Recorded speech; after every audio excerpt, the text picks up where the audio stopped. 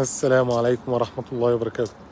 طبعا بعد ما عملنا الفيديو بتاع امبارح اللي هو ازاي البنت تختار الشخص المناسب ليها اللي متقدم ليها، الناس طبعا قالت طب وبالنسبة للرجال؟ فحابين نركز النهاردة على الموضوع ده، ألا وهو اختيار الرجل للزوجة الصالحة.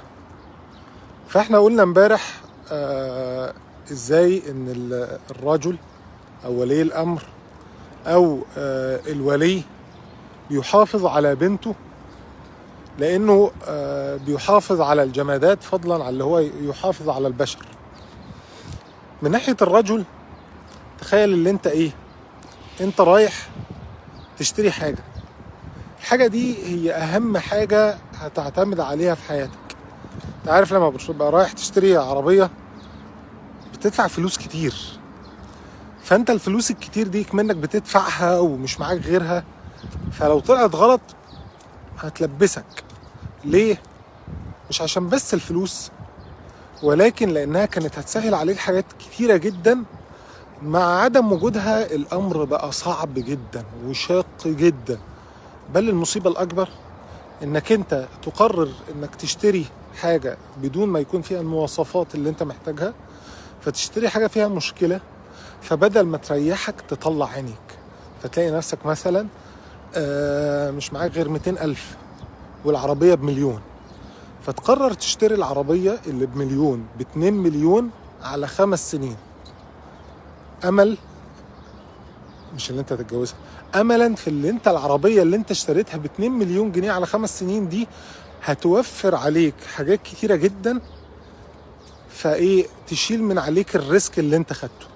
فتخيل بقى لو انت خدتها ودفعت ال2,000,000 جنيه وطلعت عربية خليجي ملهاش توكيل في مصر وخربت جابت موتور من اول كام يوم،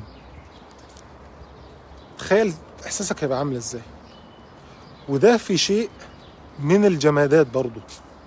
فتخيل لما يكون الشيء ده حد انت من قساوة هذه الدنيا ومن شدتها، سيدنا آدم وهو في الجنة احتاج لحد يبقى معاه. يعني سيدنا آدم استوحش. سيدنا آدم استوحش ازاي وهو في الجنة؟ فاهم قصدي؟ فالله عز وجل خلق له حواء وجعلها سكن، تمام، ليسكن إليها. فأنت تخيل ده سيدنا آدم وهو في الجنة والله عز وجل خلق له حواء، فأنت ما بالك بقى وانت في الدنيا اللي هي أصلا انت بتعمل لها حتى تذهب إلى الآخرة في الجنة. وإن شاء الله لما نروح الجنة تبقى الله عز وجل ينزع ما في قلوبنا من غل وينزع ما في أنفسنا من ملل، فمش هنمل أبدا. ولكن انت تخيل ده، زي ما قلت اشتريت حاجة جماد وكان سبب في وبال عليك وما أداش الوظيفة، بل كان حمل كبير جدا. وسيدنا آدم في الجنة استوحش، فالله عز وجل جعل له حواء. فأنت تخيل بقى أنت في الدنيا اللي هي أصلا دنيا، وهي أصلا أحمال، وهي أصلا تعب، فأنت رحت مزود على نفسك كل الأحمال دي عشان شفت بس عربية شكلها كويس. بس بقى لما رحت واشتريتها طلعت رشة، وطلعت كانت جايبة موتور، وكانت المقص كان مكسور. يا لهوي، ده انت هتعمل ايه؟ استغفر الله العظيم يا رب. ودي في عربية، فما بالك بقى باللي انت بتروح عشان تجيب شخص يحيا معك على التأبيد إلى أن يشاء الله عز وجل. وطبعا بسبب اهتمام الناس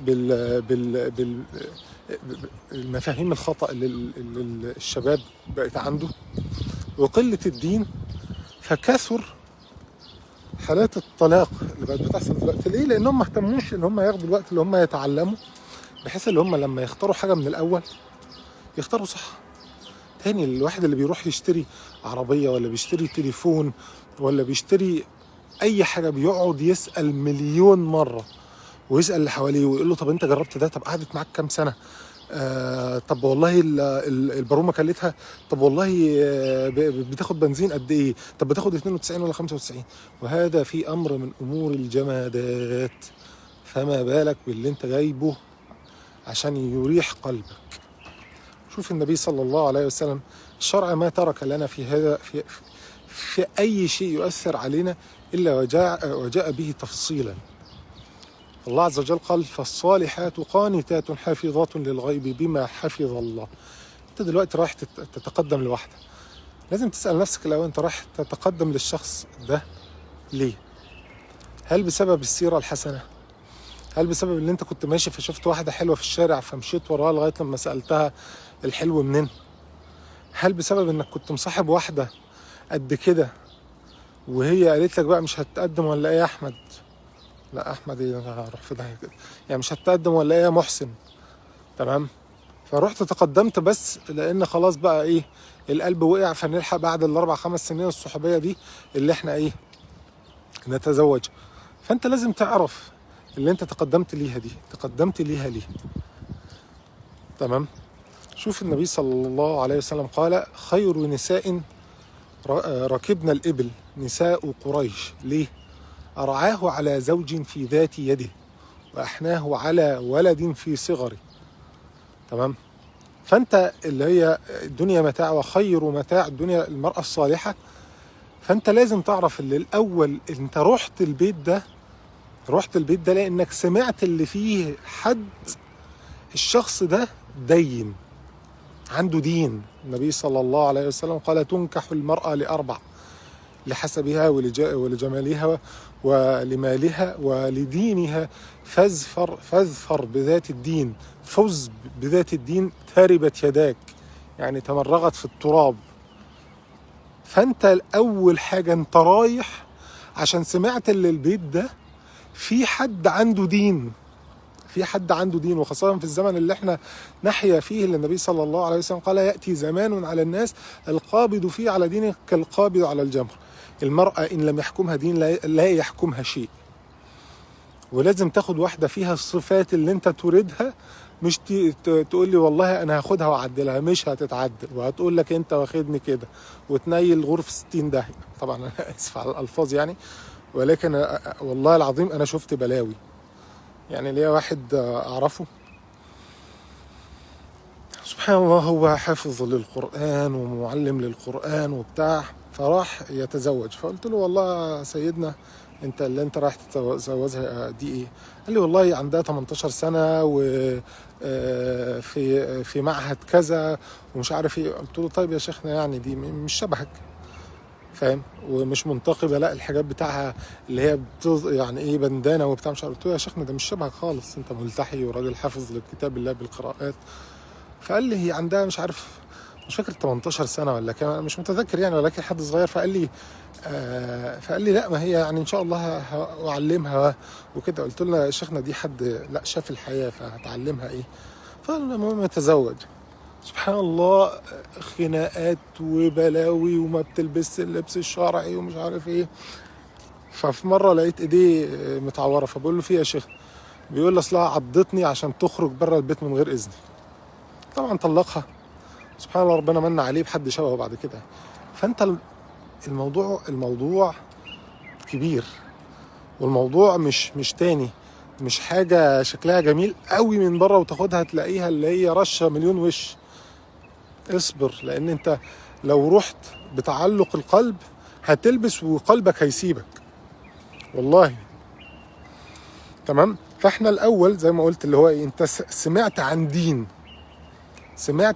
طبعا ايه، وسمعت عن صفات دنيويه، لانك انت في الاخر انت بتدور مثلا على واحده ليها صفات معينه، وانت تسمع الصفات يعني عرفت اللي الدين اللي جه يكلمك قال لك دي واحده دينه ومنتقبه ومثلا ما بتشتغلش وخريجه كذا وحافظه لكتاب الله وشكلها مثلا هم قالوا لك بقى وصفوا فكذا كذا، فقلت زي الفل. انما لو قالوا لك الصفات الدنيويه دي ولم يذكروا لك من الدين في شيء، فلا ابتدي اللي هو فكر. ليه؟ لان هي لو واحده والله ملكه جمال الدنيا ولكن ما عندهاش دين، ولا متبرجه، ولا مش محجبه، ولا الحجاب مش شرعي، ولا هي معروفه اصلا اللي هي لا انا سيلف اندبندنت وومن مثلا، لا من اولها اصلا فكك يا عم، انا مش هقعد اضيع عزايم وجاتوهات وطرط. تمام. فانت تاني يبقى احنا عرفنا الاول اللي انا بختار بداية الدين، تمام، واللي يبقى فيها الصفات اللي انت ترجوها. وروح والله لو سمعت اللي الدين فيه خير، روح شوف واعرف اللي الجمال نسبي وتعلق القلب. انت لما بتنظر الى المرأة بتنظر لها بعين قلبك. الناس لو حد راح معاك بينظروا لها بعين ابصارهم. فانت دايما بقول للشباب روح لوحدك الاول. انا لما رحت والدتي ربنا يبارك في عمرها يا رب ويطول عمرها ويحسن عملها، قالت لي يا احمد اجي معاك. قلت لها يا امي هو مين اللي هيتزوج؟ قلت لها انا، تمام، وانت عندي مقامك بالدنيا، فلا انا ما اخدكيش ابهدلك. انا اروح الاول اشوف والله لو هي مناسبه ليا كزوجه وتمام، لان انا هنظر لها بعين قلبي، حد اللي هو هيقعد معايا في حياتي، تمام. ف ساعتها تبقى الدنيا زي الفل. والله لو تمام هقول لك يا ست الحاجه يا جميله تعالي معايا، الحمد لله الدنيا ظريفه. انما لو الدنيا مش ظريفه وانا هقعد اشحططك؟ لا، تمام. طبعا دي فيها مصالح اخرى انك انت اللي تبقى بتشوف الاول، ولكن برضو عشان ما تتعبش والدتك انت في الاخر رجل. فانا قلت لها ما ربنا يبارك في عمرك، هروح اشوفها الاول واقعد معاهم، والله الدنيا لو تمام هقول لكم، تمام. وده وكمان وانا اللهم لك الحمد كنت صغير يعني. فانت تاني سمعت عن الدين، سمعت اللي فيه حد فيه صفات، تسأل عن الأسرة، تمام. البنت دي خريجة، تسأل عنها هي الأول، البنت دي خريجة دينها أبوها مين، إخواتها مين، تسأل على الحاجات دي كلها. هل بتشتغل ولا لا، المكان اللي بتشتغل فيه وبعد كده والله لو لقيت الحاجات زي ما قلت اللي انت الدين موجود والأسرة تبدو اللي هي طيبة، تروح بقى البيت. طب تروح البيت، أول ما تروح البيت تشوف البيت عامل ازاي. هل مهتمين اللي دي بنتهم فبيحافظوا عليها محافظة الكرام زي ما ذكرنا امبارح؟ ممكن ترجع للفيديو بتاع امبارح. هل فيهم الصفات اللي هم بيسألوك وبيستقبلوك وبيحترموك، وفيهم الصفات اللي احنا ذكرناها امبارح لاختيار المرأة للرجل؟ ولا هم اللي هو ايوه يا حبيبي ازيك يا حبيبي، وتلاقي الام جايه تسلم والبنت جايه تسلم، والبنت مثلا لا ده الحجاب مش شرعي، ده في من الاول كده اللي هو البنت بتدخل بنفسها في جرأة. لا، ابتدي كده تاخد بالك، تمام. فانت الحاجات الاولانيه تمام، رحت البيت يبان بقى كل حاجه. مين المسيطر في هذا البيت؟ هل يوجد رجل في البيت ولا البيت متسلط عليه امرأة؟ تمام. واسمع مني، لو البيت متسلطة عليه امرأة هي اللي بتقول تعالى وروح ومش عارف اهرب والله. انا بكلمك والله عن تجارب، يعني مش تجارب شخصية، تجارب الناس اللي حواليا. لو لقيت المرأة متسلطة في البيت هي اللي ليها الحكم، اهرب، تمام. البيت لازم يكون كيانه شبيه للكيان اللي انت هتروح له، لان ده البيئة التي تربت فيه المرأة منذ ولادتها. فلو هي مش مظبوطة مش هتظبط عندك. لو الرجل البيت مش رجل قوام وزوجة راعية وبنت تحت هذا الإطار الجميل الظريف، فكك، تمام. فأنت رحت تاني لقيت اللي بيستقبلك الأب حفاوة، رجل بيت، قوامة، ناس محترمة، دخل ليها اخوات ولاد، ما فيش نساء لغاية دلوقتي. وبعد كده الأم دخلت والله هي الأم نظامها المتبرجة البتاع، قعدت، هل من نوع قاعدة بتسمع والرجالة هي اللي بتتكلم، ولا هي وانت كذا ولا بتاع، ولا انت مرتبك كام وانت مش عارف. لو لقيت المرأة هي المتصدرة خدها من قصرها، اكمل كده القعدة بظرافة وبتاع مش عارف وخلاص. لقيت لا المرأة والله العظيم يعني والله خاضعة، أنثى محترمة، الأم، تمام، وقاعدة بتسمع. وبعد كده ممكن تلاقيها بتعقب أو بتسأل زوجها يسأل حاجة، أو هي بتتكلم بس وقار واحترام وبتاع. وبعد كده البنت جت قعدت يعني يعني انا لقيتها هي نفسها زي امها دخلت، والله فيها في نوع من الاحراج. انت بقى انت لا، خليك رجل القعده، خليك رجل القعده، قاعد بتدير حوار، بتدير نقاش، بتتكلم. تمام. انت ازيك عامله ايه، هتلاقي اللي هم ايه بيحاولوا ايه يعني في الاول هتقعدوا هم هيتعرفوا عليك والدنيا دي، وبعد كده يدوكم ايه، يعني يجي يقعدوا مثلا لو الصالون مثلا قطعتين، هيقعدوا على القطعه الثانيه وانت قاعد، هم سامعينك وبتتكلم في ايه، لان زي ما قلنا دي مكان للتعارف. تبتدي بقى تبص على البنت بعينيك، هل دخلت الى قلبك اللي هي جمالا؟ تمام. هل دي واحده تتمنى ان انت تكمل معاها حياتك جمالا، اللي انت لو تزوجتها هتعف نفسك، هتغض بصرك، ولا لا مش عاجباك؟ لو مش عاجباك خلاص. تمام. ومش عاجباك دي انت ما تمشيش تدور لي على واحده 9/10. لا، لو لقيت حد في الجمال 7.5/10، وفي طيبة وحسن أخلاق وحسن تبعل وهدوء في النفس وحد ظريف وبتاع، يا باشا بعد ما تتجوز هتعرف اللي ايه، الجمال جزء من المعادلة، لأنك هتعتاد على أيا كان اللي هتاخده، هتعتاد على ايه. شوف الغرب، تلاقي الواحد معاه واحدة ممكن اللي هو انت بالنسبة لك ايه ده، ويلاقيه بيخونها مع 10 أو 20. تمام.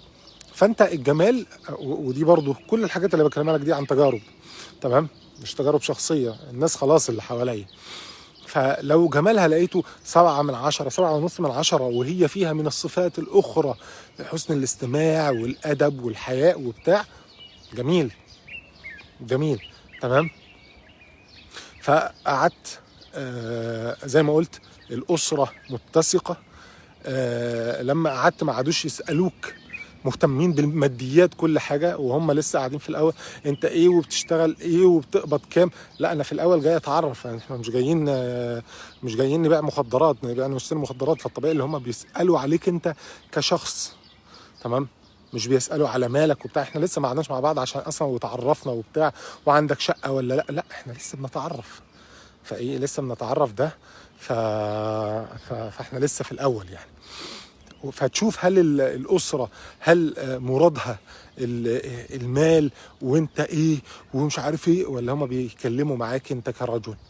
تمام. لو لقيتهم زي ما قلت الأسرة جميلة متسقة، ترتيبها جميل، أب أم اخوات، كل واحد بيحترم التاني في الكلام، حياء، والدنيا ظريفة، مش هقول همهم البتاع، خلاص قعدت مع البنت، بصيت ليها عجبتك، زي ما قلت فيها ليها من الدين، تبتدي بقى تسأل تشوف البنت، هل البنت والله ايه نظرتها للحياة، هل ليها نظرة، ولا هي حد مثلا ربنا عافينا، مثلا حد تافه.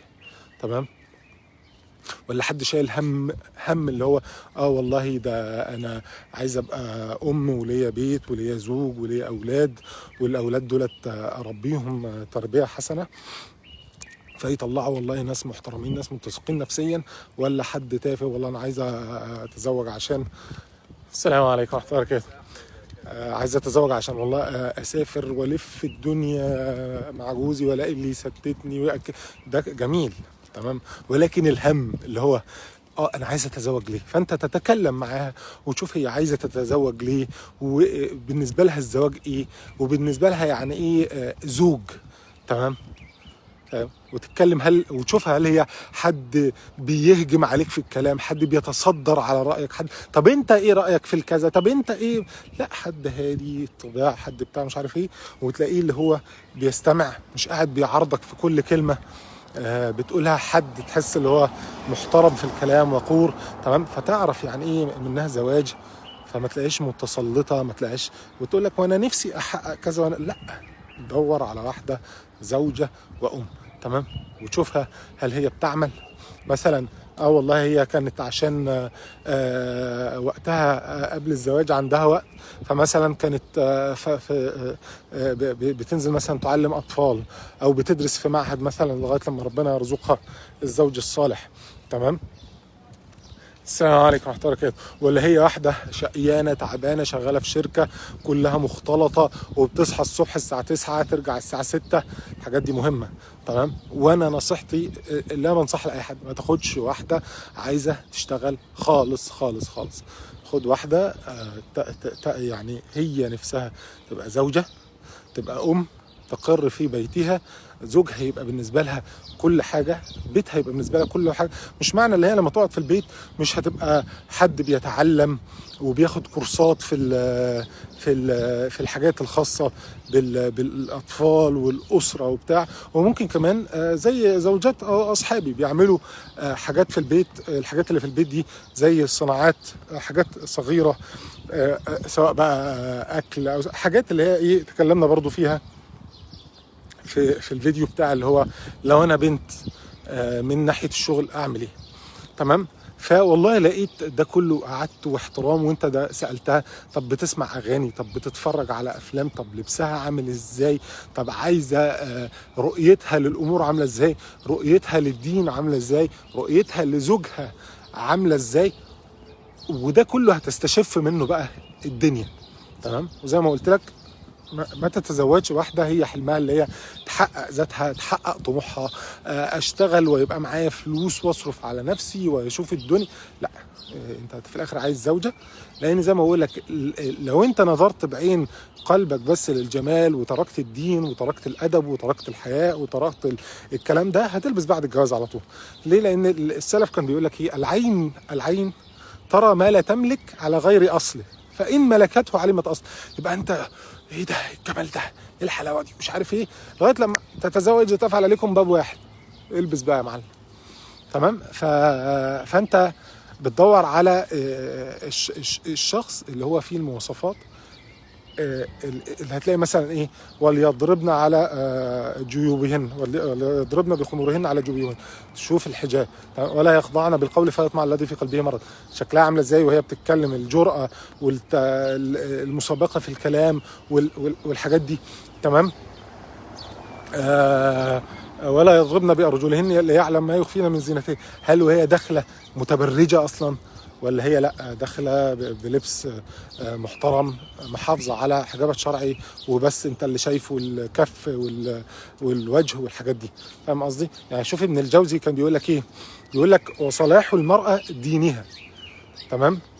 فانت ده مهم جدا زي ما قلنا. وصاحبة الدين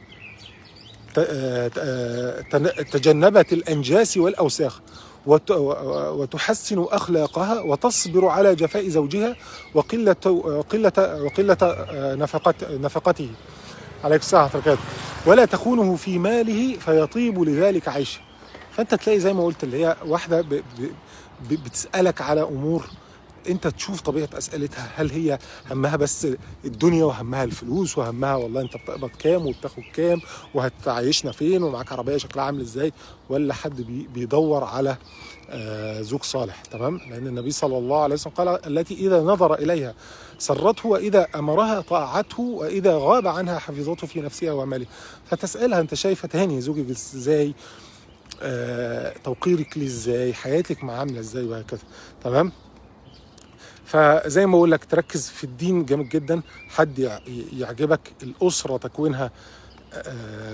تكوينها صحيح، هي نفسها همها اللي هي تقيم بيت وتقيم زوج، تقيم أولاد، طبيعتها في الكلام مؤدبة محترمة، مش بتسمع أغاني بقى ولا بتتفرج على أفلام، لأنك اللي هتاخده دلوقتي مش هيتغير، ولو أنت افتكرت اللي هو هيتغير يبقى أنت إيه، هتلاقي نفسك بتتعب جدا جدا جدا، والموضوع هينتهي في الاخر ايه، الى بلاء، ربنا عافينا يعني.